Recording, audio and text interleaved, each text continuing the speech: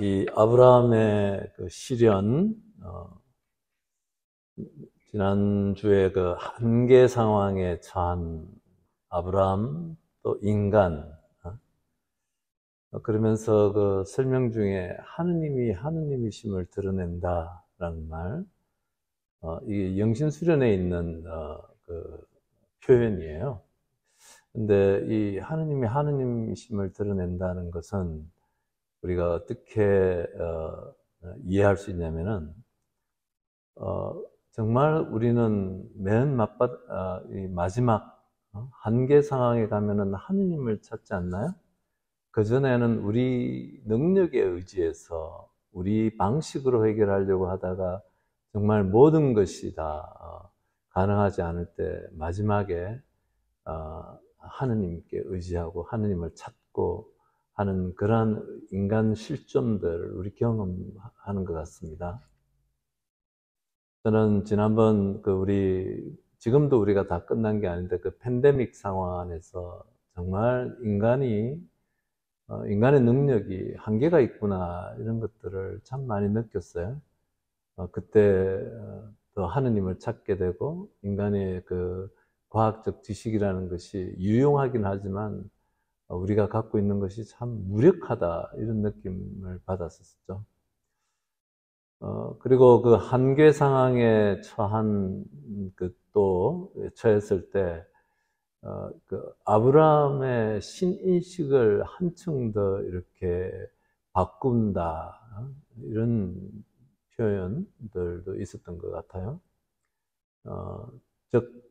영신수련의 언어로 표현하면 이것이 이런 것이죠. 우리가 이 한계 상황의 시련을 통해서 우리가 성숙한다라는 말이죠. 성숙한다. 우리는 나의 그 어떤 그 시련을 통해서 다른 사람들의 시련을 더 깊이 이해하고 공감할 수 있는 능력도 생겨나고 또 팬데믹 예를 들면은 정말 우리가 살아가는 이 생활 방식에 문제가 있구나를 우리가 반성하기도 하고 또 개선해야 되는 것이죠. 근데 놀라운 거는 우리가 또 그것을 까마득하게 잊어버리는 것 같아요. 환경 파괴라든지 그런 과도한 물질주의적인 나만을 생각하는 그 삶의 패턴들이 그렇게 그 당시에는 많은 우리 삶이 서로 다 연결되어져 있고 이런 것들을 막 이렇게 한동안 언론에서 얘기하더니 어느 순간 싹 없어지고 아무 반성이 없이 그냥 다시 옛날로 되돌아가 버리는 것들이 일어나고 있다라고 저는 느끼고 있습니다. 그래서 이런 이 시련을 통해서 우리가 성숙한다. 다른 사람들의 시련을 보는 것, 또 내 삶이 나만 혼자 동떨어져 살아가는 것이 아니라 다른 사람들과 다 연결되어져 있다는 것도, 그리고 또 다른 것들, 이런 것들이 이제 좀 아브라함의 시련, 아브라함이 맞닥뜨렸던 그 한계 상황과 관련되는 것입니다. 오늘 오늘은 예수님의 시련, 시험입니다. 이제 아브라함이 아니라 마르틴 추기경께서는 바로 8번째 묵상, 예수님의 시험을 이제 우리가 이렇게 묵상하고 또 더 깊이 알아듣도록 초대하십니다. 그리고 이제 다음 주에 성주간, 예수님의 순환과 죽음, 그리고 부활을 묵상하는, 우리가 기념하는 그 시간을 보내는데 아주 잘 의도하지는 않았지만 딱 시기적으로 맞는 은총이라고 생각합니다. 그래서 이 예수님의 시련, 시험인데 첫 번째 세 가지를 이제 마르틴의 추기경께서 얘기하신데 광야에서의 시험 있죠. 그 다음에 겟세마니 동산에서 예수님께서 당하신 그 시험, 그리고 십자가상에서 예수님께서 당하신 시험, 이게 어떤 성격을 갖고 있는가라는 것을 이제 우리가 더 깊이 들어가도록 초대하십니다. 우리가 이런 것들을 팩트로서는 알고 있지만 도대체 그 안에 성서가 복음이 우리에게 뭘 얘기하려고 하는지 더 깊이 있는 이해로 초대하는 것이죠. 그래서 우리가 또 이 예수님의 그 겟세마니에서의 시험, 광야에서의 시험, 십자가상에서의 시험이 이게 우리의 일상 안에서 우리가 만나는 시험들과 어떤 관계가 있는가라는 것을 이제 그것을 더 깊이 알아듣도록 초대하십니다. 그래서 이제 이 묵상을 들어갈 때 또 우리가 성주간을 보낼 때 예수님의 순환과 죽음과 부활을 보낼 때 초점은 이것이죠.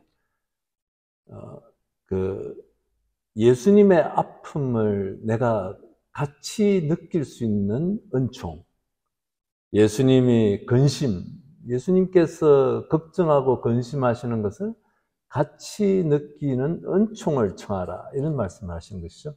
그래서 이제 그 3주간, 영신수련의 3주간에 해당되는 것인데, 예수님의 순환의 그것은 예수님과 일치하는 것인데, 그분이 그 시기에 겪으셨던 그 마음, 그 심정, 근심, 걱정, 또 이 아픔, 또 연민, 인간에 대한 연민, 이런 것들, 그 심정 속으로 들어가고 그 심정과 함께 하는 그것을 느끼는 것이 은총이다, 이렇게 표현하신 거죠.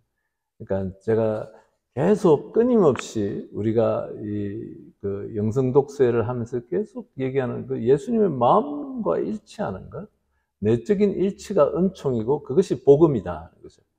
우리가 그렇게 할 때 내가 이 세상에서 맞닥뜨리는 온갖 도전들, 부정적인 것들 안에서 그분의 마음과 일치하면서 우리는 그것을 예수님과 함께 극복해 나갈 수 있는 역량이 생긴다는 것이죠. 그래서 우리가 그것을 머리로 이해하는 것이 아니라 그 마음 같이 아파하고 같이 근심하고 같이 연민하고 하는 이 마음과 예수님의 마음과 일치하는 은총을 이렇게 청하는데, 그것을 관상적 은총, 정감적 은총, 이렇게 주님께서 표현하시는데 같은 얘기들입니다. 관상은 머무는 것이다, 그분의 마음속에 머무는 것이다 라고 이렇게 얘기하는 거죠. 그래서 이제 유혹의 3단계, 광야에서, 그리고 겟세마니에서, 그리고 십자가에서 유혹의 3단계, 유혹 내지는 시련이라고 이렇게 표현을 하세요. 그 단어를 쓰시는데, 일종의 시련이라고 할 유혹, 이렇게 표현을 하시는 것이죠. 그래서 이것이 시련이기도 하고 또한 유혹이기도 하다는 것이죠. 그래서 그분의 마음속에 들어가는 것이다. 그러니까 성주간의 그 은총은 그분의 마음속에 들어가는 것, 그분의 심정 속에 같이 들어가는 그것이 복음이다. 그것이 무슨 뜻일까? 머리로서가만이 아니라, 그래서 한 걸음 더 나아가서 그분과 마음으로 일치하는 것. 그래서 이제 3가지, 유혹하는 자는 누구였던가, 누가 유혹하는가에 대한 설명이 있고, 그 다음에 유혹의 형식에 대해서 얘기를 하세요. 뭘 갖고 유혹을 하는가, 유혹의 대상이 뭔지, 그 다음에 이걸 어떻게 이기는가, 이렇게 3가지 큰 질문을 갖고서 주기현께서는 이거를 설명하고 계시는 것이죠. 그래서 유혹하는 자가 누군가, 일단 광야에서 우리 다 알고 있죠? 악마.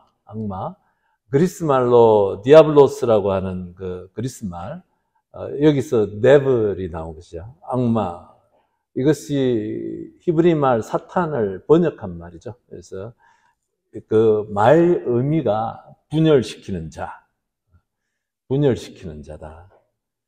그러니까 모함하는 자, 분열시키는 자의 뜻을 갖고 있는 디아블로스, 악마가 역할이 뭐냐? 우리를 분열시키는데, 하나님 사업과 분열시킨다. 하나님 나라, 예수님께서 은통하시는 그 하느님 나라로부터 우리를 분열시키는 것이고, 또 이 하느님에게서 사람을 분열시키고, 또 사람과 사람을 분열시키고, 이간질하고 이렇게 한다. 하느님은 일치시키시는 분. 우리가 교회의 일치를 위해서도 미사 때마다 하나 되게 하소서, 일치에 대한 얘기를 끊이죠. 교회 전체와 또 다른 형제들과 서로 일치하는 것들이 이 하느님의 영의 역할인데, 사탄은 그거와 반대되는 영, 우리를 하느님에게서 떨어뜨려 놓는 영,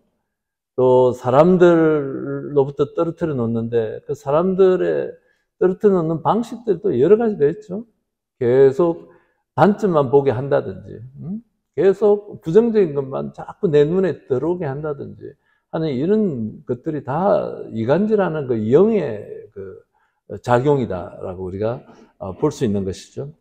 그래서 하느님께서 일치시키려고 하는, 우리를 하느님께 다가가게 하고, 또 예수님께서 하시는 모든 구원 사업, 구원 계획들, 인간의 구원이라는 것들, 이런 것들로부터 멀어지게 하고, 무관심하게 하고, 점점 더 나한테만 신경 쓰고 나만 신경 쓰도록 하는 그 영들을 우리는 그냥 이 세상의 세태로서는 그냥 당연하게 받아들이지만, 우리는 이 영들의 식별이라는 그 구조 안에서는 이게 사탄, 디아블로스, 악마가 하는 것들이다. 것이죠.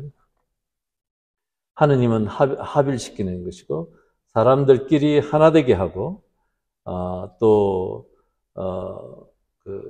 이런 것인데, 사탄은 그 반대되는 것인데, 그래서 사탄이 또 하는 것은 우리 삶 안에서 희망을 갖지 못하게 한다. 일치하지 못하게 하고, 서로를 믿지 못하게 하고, 희망이 없는 절망감 속에서 계속 머무르게 하기도 하고, 자기 자신마저도 믿지 못하게 하는 그런 이 악한 영, 사탄이 광야에서 예수님을 유혹을 한다. 그리고 겟세마니 동산에서 예수님을 유혹했던 것은 예수님께서 겟세마니 동산에서 제자들한테 3명의 제자들을 데리고 올라가셨잖아요. 그래서 유혹에 빠지지 않도록 기도하여라 라고 이렇게 얘기하시는데, 이 말은 유혹이 임박했다, 완강히 이에 저항하지 않으면 안 된다는 사실을 전제하고 예수님께서 하셨다는 거죠. 유혹에 빠지지 않도록, 유혹이라는 그 큰 것이 있는데 저항해야 된다라는 예수님의 마음이 담겨져 있는 그 복음 말씀이라는 거 얘기하십니다. 그러면서 예수님께서 내 마음이 너무 괴로워서 죽을 지경이다. 너희는 여기 남아서 나와 함께 깨어 있으라. 여기서는 유혹자는, 이 겟세마니 동산에서의 유혹자는 괴로움이고 무거움이다. 우리가 살아가면서 겪게 되는 괴로움들이 있잖아요. 그것이 슬픔일 수도 있고, 삶의 여러 가지 아주 무거움 때문에 우리는 하느님으로부터 멀어지고 사람들로부터 멀어지는 것이죠. 그런데 이것을 전제로 해서 겟세마네에서의 예수님의 유혹이 우리에게 주시는 이 교훈, 예수님의 말씀, 유혹에 빠지지 않도록 하여라. 이런 괴로움, 무거움이 우리를 하느님에게서 멀어지게 하고, 사람들에게서 멀어지게 하고, 하느님의 그 구원, 하느님께서 하시려고 하는 그 일들로부터 무관심하게 할 수 있다는 거죠. 그래서 여기서 유혹자는 괴로움이고 무거움이다. 그래서 이제 이런 마음은 간절하나 몸이 따르지 못한다라고 말씀하신다.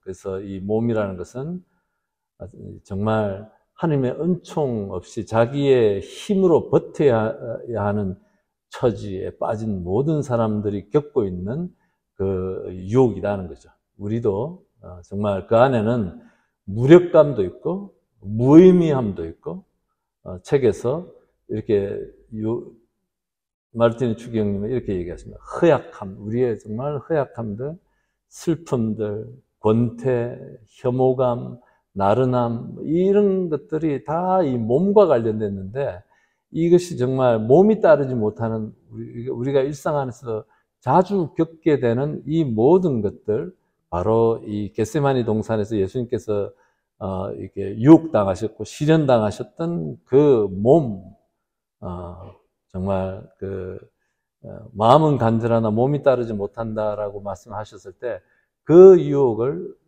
우리가 겪는 그 유혹을 예수님께서도 겪으셨다. 그렇게 우리가, 예수님은 하느님의 아들이라서 그런 유혹과 시련 없이 그냥 꿋꿋하게 영웅적으로 아주 보기 좋게 가신 것이 아니라, 정말 이 복음 말씀 안에 정말 마음은 간절하나 몸이 따르지 못한다라는 그 말씀 안에 정말 우리가 겪는 온갖 무게, 삶의 무게들 예수님도 같이 겪으셨다는 것이죠.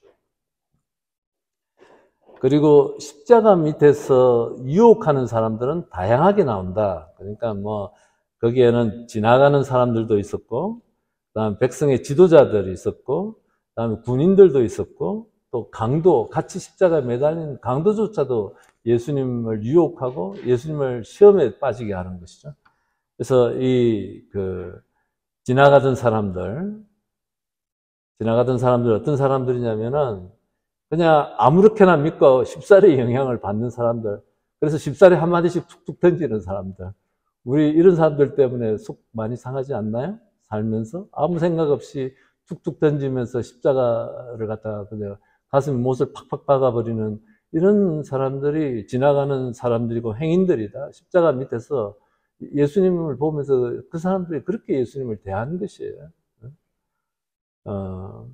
그리고 백성의 지도자들, 책임자들, 대사자들, 율법학자들, 원로들, 대표자들이고 지성인들이다. 이 사람들은 지금 요새 말로 표현을 하면은 리더들이고, 또 다른 말로 표현하면 여론을 갖다가 영향을 미치는 인플루언서라고 하나요? 요새 그런 말이죠. 여론을 형성하는 사람들이야. 힘이 센 사람들. 그 사람들도 이렇게 예수님을 유혹을 한다는 거죠.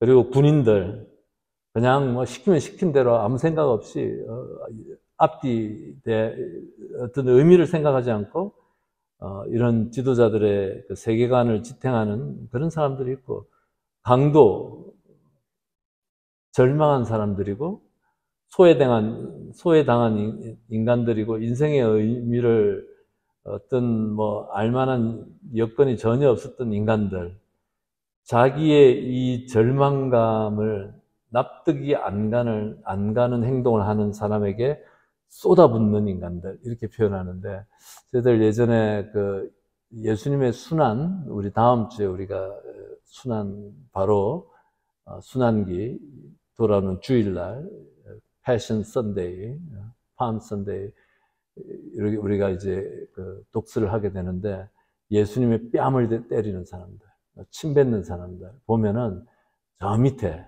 정말 인생의 밑바닥에 종살이 하거나 남의 시키면 시키는 대로 늘 억압받는, 남들에게 억눌려서 있던 사람들이 자기가 조그마한 권력을 잡으면은 그것을 한 인간에게 무차별 쏟아내어 버리는 그 인간의 어떤 속성, 그런 죄악스러움이 우리 인간한테 있는 것이죠.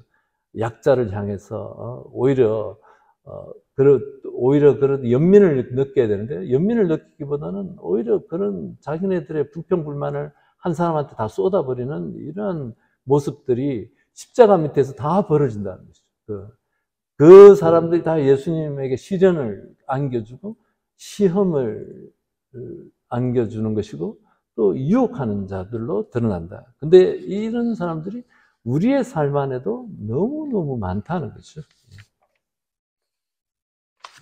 그래서 이 중에 이 안에는 지나가던 사람들도 있고, 군인들, 또 백성의 지도자들, 강도들의 얼굴 안에 우리의 얼굴도 살짝 겹쳐져 있다. 우리의 얼굴을 발견하라는 것이죠. 그래야지 우리가 예수 그리스도를 우리 때문에 십자가에서 돌아가셨다는 것을 우리가 느끼게 되는 것이죠. 나하고 전혀 상관없는 2000년 전 예수님의 십자가가 아니라 무엇이 예수님을 십자가에 못 박았는지 그것을 우리가 우리 삶 안에서 돌아볼 수 있는 것이죠. 십자가 발치에서 예수를 조롱하는 자들과 어느 모로든 연계되는 느낌이다. 예. 그래서 이제 그것이 이제 유혹, 도대체 누가 유혹을 하는가라는 측면에서 살펴본 것이죠. 그 다음에 이제 유혹의 형식, 뭘 갖고 유혹을 하는가, 유혹의 대상, 뭐냐. 광야의 유혹에서는, 이런 유혹이 이런 거예요. 만일 당신이 하느님의 아들이거든. 그죠? 만일 당신의 하느님의 아들이거든. 이것을 하여 보시오라는 그 형식을 갖고 있는 거죠. 여기에 계속 아주 중요하게 예수님의 시험, 시련 안에서 아주 중요하게 나타나는 것은 세태에 영합하는 하느님 개념. 그것으로 유혹한다. 다른 말로 표현하면은 잘못된 하느님의 이미지로 예수님을 유혹을 한다. 하느님의 아들이면 힘을 보여라 라는 것이죠. 그러니까 예수님께서 우리에게 알려주시려고 하시는 십자가에서 매달리시는 하느님 개념하고 하느님의 아들이라면은 전능하신 하느님, 엘샤다이, 전능하신 하느님이라는 뜻이고 이 두 개념이 여기서 부딪히는 거예요. 사람들은 이 전능하신 하느님의 개념으로 예수님을 유혹하는 거예요. 힘을 드러내라.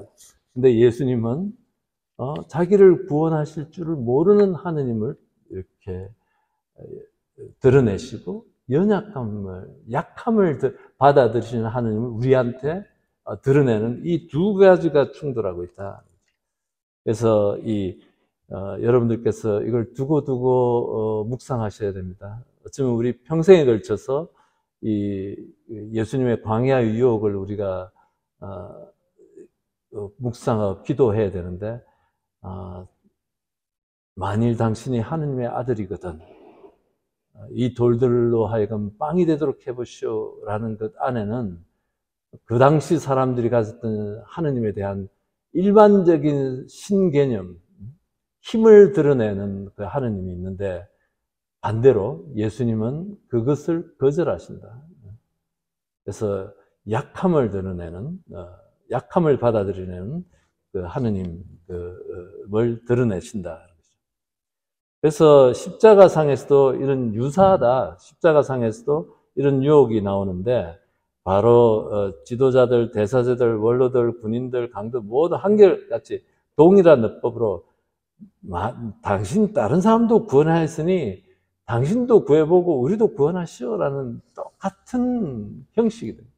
이 파워풀, 엘샤다이, 전능하신 하느님의 능력을 보여라라는 그 형식을 갖고 예수님을 유혹을 한다는 거예요. 그런데 예수님은 이것을 거절하신다.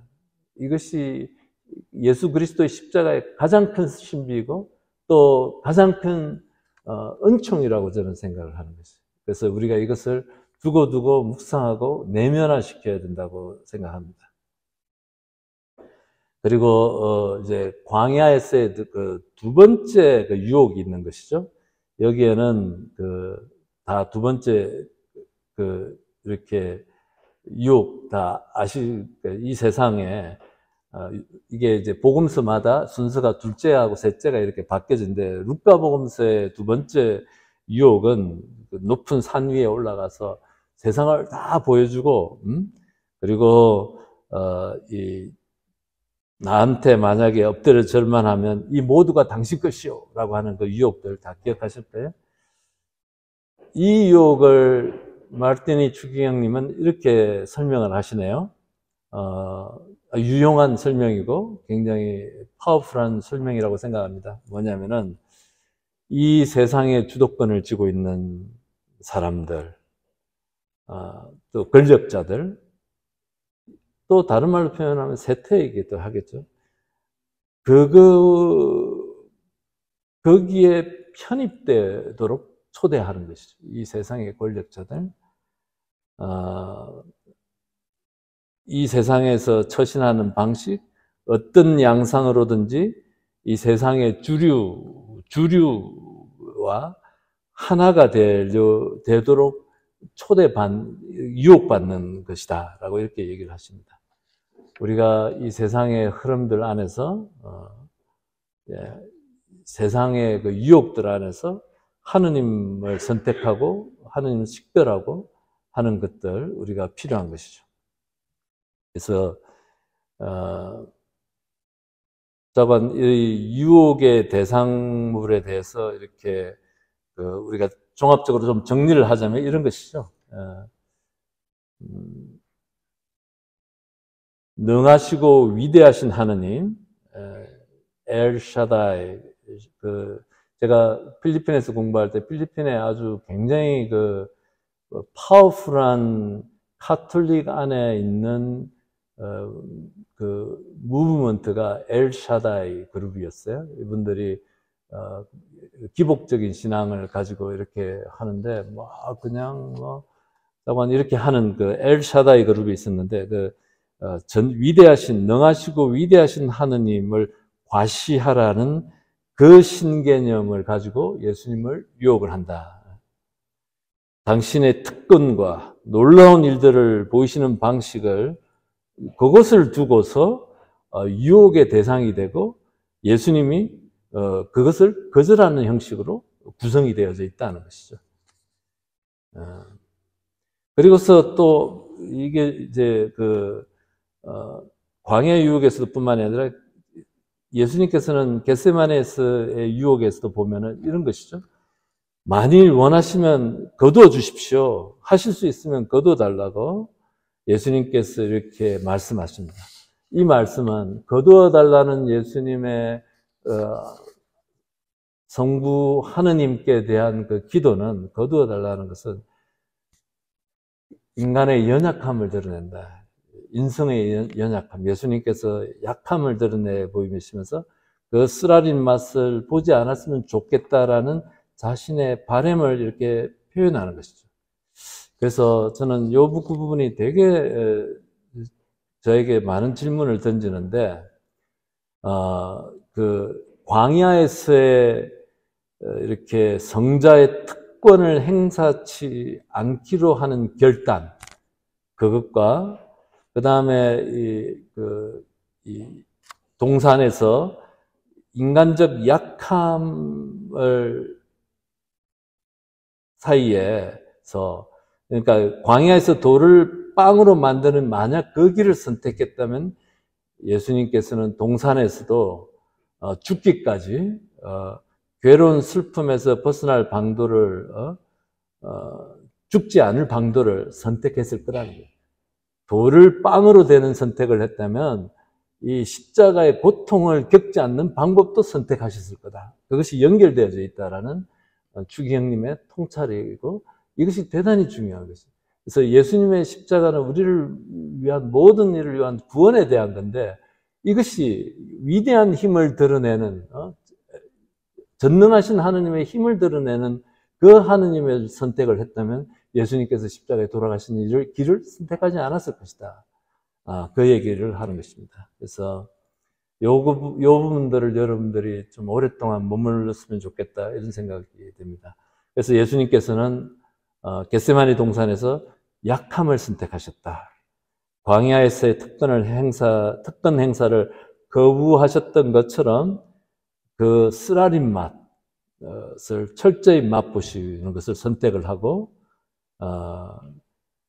이렇게 책에 이렇게 되어 있습니다. 하느님은 그에게 행복한 메시아니즘을 보여주시는 기적을 베풀지 않으셨다. 행복한 쓰라림을 통과하도록 그렇게 그것을 통해서 우리 모든 세상 안에서 고통받고 있는 모든 사람들의 구원이 하느님의 구원이 그 길로 오는 길을 열어놓으신다는 거죠.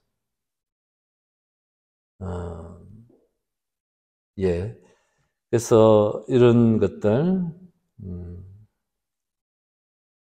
이런 표현을 쓰십니다. 그래서 구원의 방도를 모르시는 하느님, 이런 표현을 하세요. 유혹하는 사람들은 권능의 하느님, 당신의 특권을 휘두르는 하느님을 믿는다. 그러나 당신 외아들마저 아낌없이 내주신 하느님, 스스로 약자가 되신 하느님은 결코 믿지 않을 것이다. 하느님의 사랑, 당신의 외아들마저 내어주시는 그 사랑, 그것은 우리가 그 권능을 떨치시는 그 하느님을 믿고 구하기만 한다면 그 사랑을 이해할 길이 없다는 것이죠.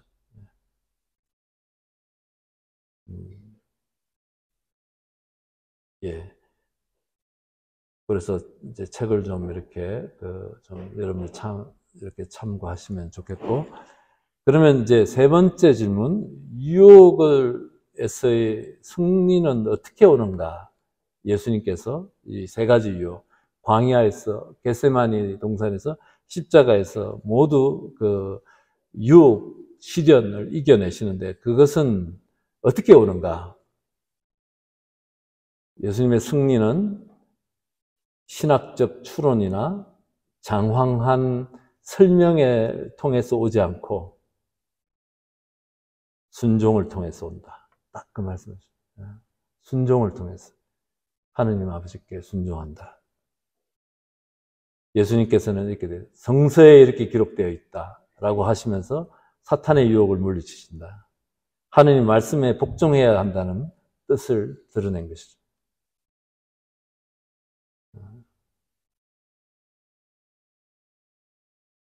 그래서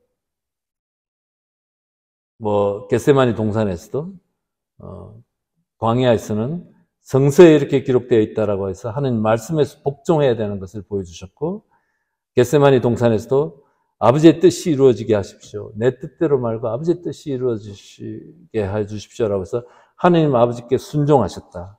예수님께서는 연구를 하지 않으시고 이거는 설명되지 않는 것이고 순명으로 받아들일 적에만 납득이 된다. 그냥 순명 속으로 당신의 몸을 던지시는 그 예수님의 모습을 본다는 거죠. 그분은 아무런 행동도 취하지 않으시고 십자가에서 그 자리에 잠자코 머물러 계셨다. 거기서 시비와 조롱, 불신앙을 고스란히 받아들이시고 또 배척과 오해를 고스란히 받아들이셨다. 십자가에서 그분이 유일하게 하신 행동은 사랑과 우정의 행위인 당신에게 의지해 오는 또 다른 우도에게 보이신 그 우정의 행위밖에는 없었다는 거예요. 그러니까 고스란히 받아들이신다. 모든 사람들의 시비와 조롱, 불신앙들, 배척, 오해, 그걸 설명하려고 하지 않으시고 그대로 받아들이셨다. 순종하셨다.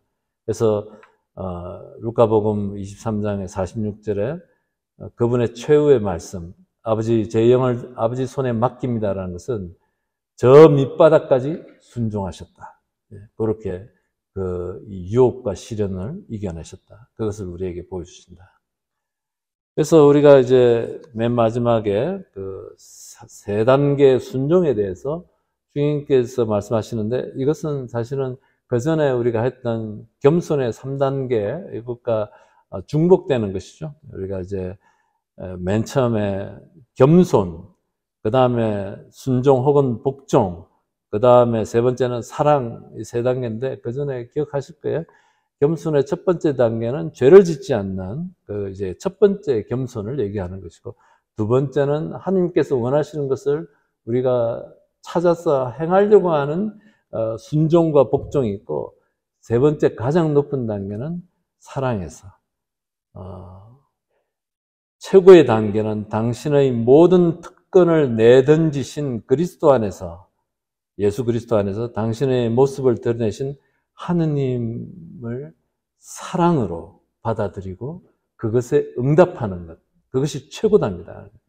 사랑으로, 하느님을 사랑으로. 그냥 죄 짓지 않는 단계 아니고 하나님께서 원하시는 일을 찾아서 하는 봉사의 단계를 넘어서서 하느님을 사랑하는 그 단계.